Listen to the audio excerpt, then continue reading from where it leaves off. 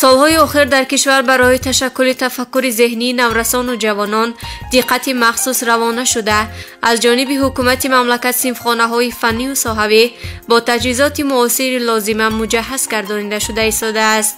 Ҳамин аст ки насли навин бо рӯҳияи тоза ва талоши зиёд барои аз бар намудани илмҳои замони муосир, хусусан фанҳои дақиқ завқи бештар доранду пайваста бо иштирокашон дар олимпиадаҳои сатҳи ҷумҳуриявӣ ва байналмилалӣ муаррифгари ватани азизамон Тоҷикистони маҳбубанд. яке аз чунин муассисаҳо гимназияи рақами 1 шаҳри Душанбест.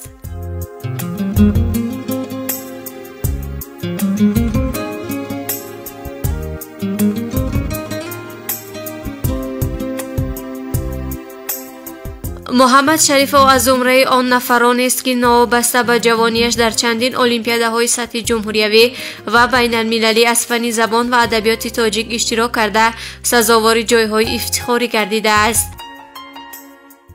дар озмуни ҷумҳуриявӣ фуруғ судонаи китоб аст. аз рӯи номинатсияи хондан ва аз бар намудани осори адибони муосири тоҷик ширкат варзидам ва дар даври ноҳиявӣ сазовори ҷойи якум, дар даври шаҳри сазовори ҷойи дуюм ва дар даври ҷумҳуриявӣ бошад сазовори ҷойи сеюм гаштам.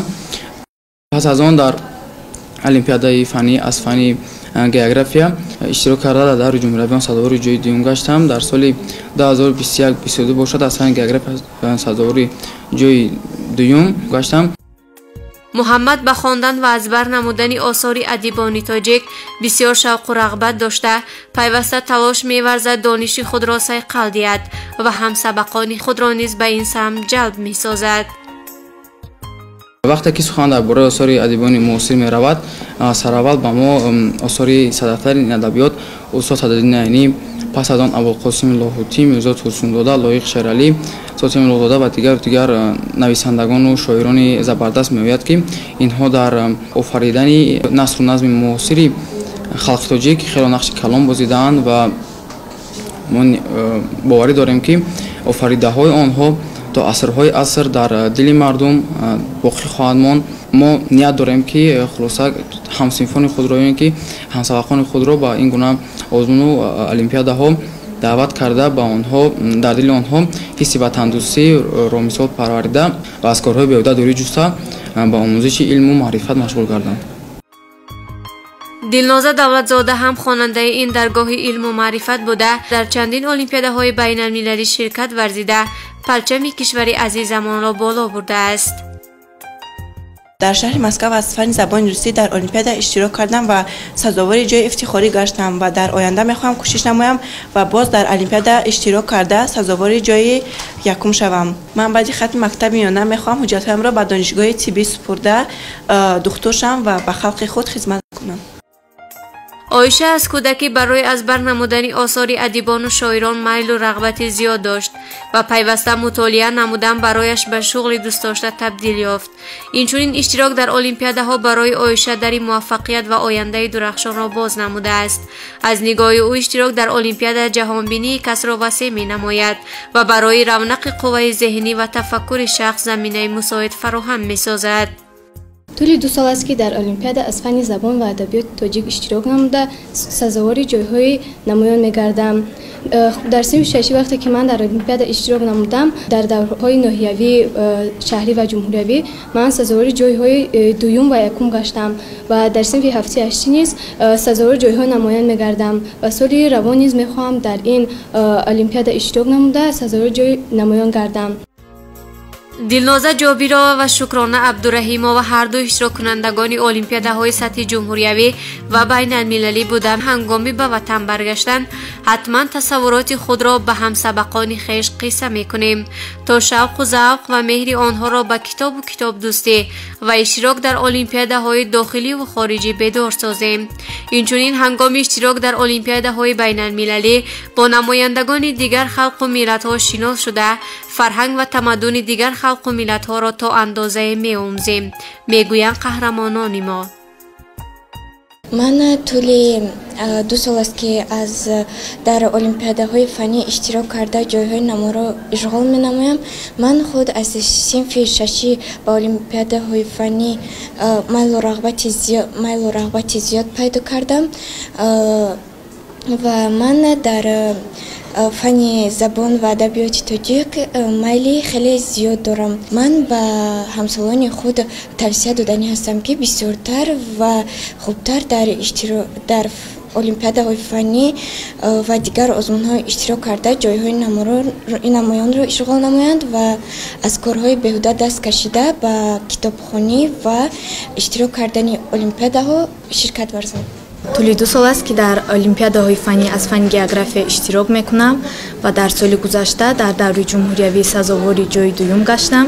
сипосгузории худро ба асосгузори сулҳу ваҳдати миллӣ пешвои миллат мерасонам ки барои мо насли наврас чунин шароитҳои мусоидро фароҳам оварданд то ин ки ҳунари худ ва саводи худро ба дигарон нишон диҳем ва ҳамеша волидайн ва омӯзгорони муассисаи худро сарбаланд гардонем. шукрона маҷидова донандаи хуби забони англисӣ буда пайваста дар озмуни забондонӣ ҷаҳондонӣ иштирок менамояду дастболо мегардад. соли гузашта дар озмуни забондонӣ ҷаҳондонӣ иштирок карда сазовори ҷойи намоён гаштам. соли ҷорӣ низ мехоҳам дар ин озмун иштирок карда дониши худро сайқал диҳам ва сазовори ҷойи намоён гардам. мехоҳам ки хонандагон низ дар чунин озмунҳо иштирок карда дониши худро сайқал диҳанд. сараввал миннатдории худро ба асосгузори сулҳу ваҳдат пешвои миллат муҳтарам эмомалӣ раҳмон мерасонам ки барои мо хонандагон чунин озмунҳоеро ташкил намуданд ва ки хонандагон дар ин озмунҳо иштирок карда дар оянда мехоҳам ки дар олимпиадаҳои сатҳи байналмилалӣ иштирок намуда сазовори ҷойҳои намоён гардам ва парчами ҷумҳурии Тоҷикистонро баланд бардорам.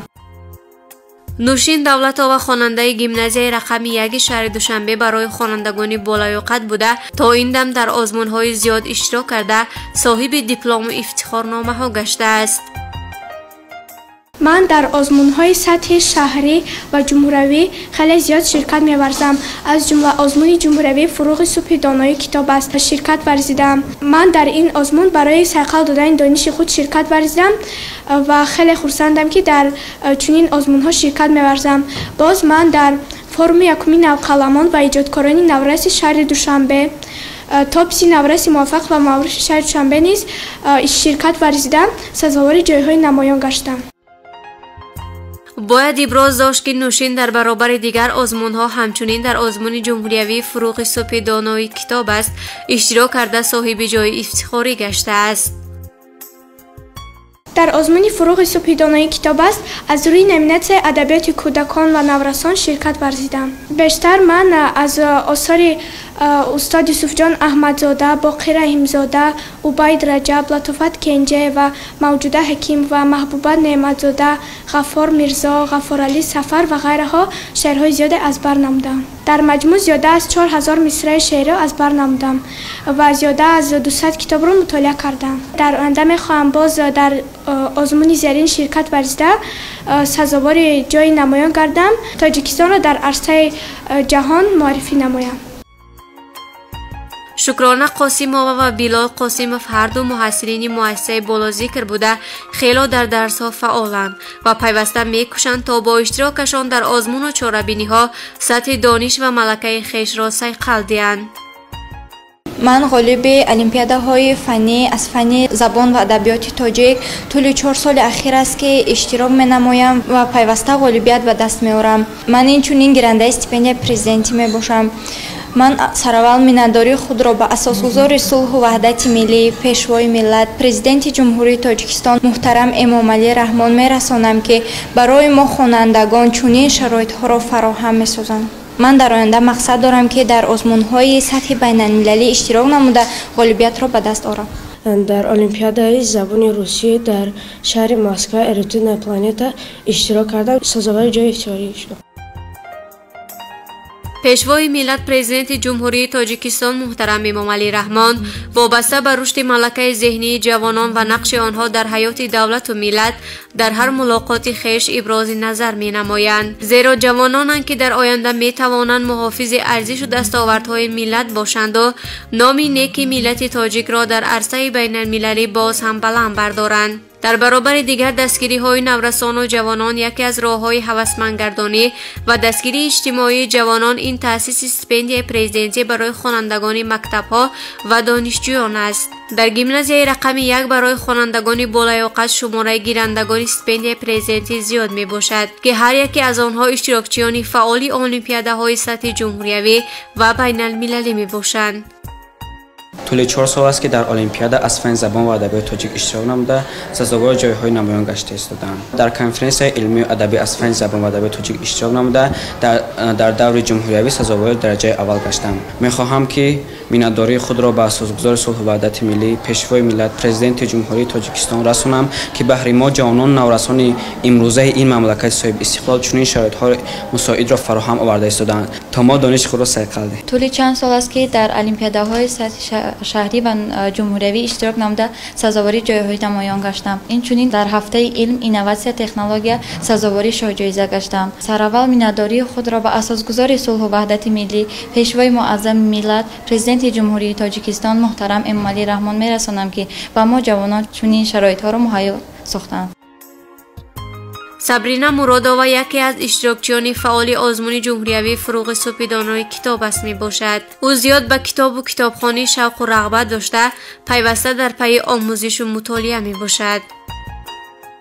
سال چهارم بود که در آزمون جمهوری فروغ صبح دانایی کتاب است از روی نامیناسیون خواندن و از یاد نمودن آثار ادیبان معاصر تاجیک شرکت ورزیده در دور جمهوری سزاوار جای دوم گردیدم. قبل از این در برنامه آزمون تلویزیونی عرفان که تلویزیون تاجیکستان راه اندازی نموده بود شرکت ورزیده با خواندن 400 اثر بدیعی سزاوار شاه جایزه این آزمون گردیده بودم. در آزمون من 25 رمان 50 پوست 120 حکایت 100 غزل 240 رباعی دو بیتی را پیشنهاد نمودم که و قسمت زیادی شعرهای از برنمودم از استاد فرزانه بودند. چگونه که ما میدونیم نفرانی که در دور جمهوری این آزمون خالی میبرند میتوانند به امتحان به دانشگاه‌های انتخاب نموده اشون داخل شوند و من نیت دارم که به دانشگاه ملی تاجیکستان در فاکولته شرق شناسی تحصیل نمایم و اینچنین مقصد دارم که در مؤسسه‌مان محفل فروغ صبح دانایی کتاب است را راه اندازی نمایم.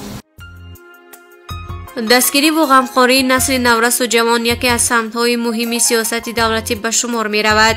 همین است که برای دانش اندوختن و صاحب کسب گردیدن قشر آینده‌دار جامعه کلی امکانیت‌های مساعد فراهم آورده شده برابر دیگر ساحه‌ها به جوانان نیز توجه مخصوص ظاهر می‌گردد.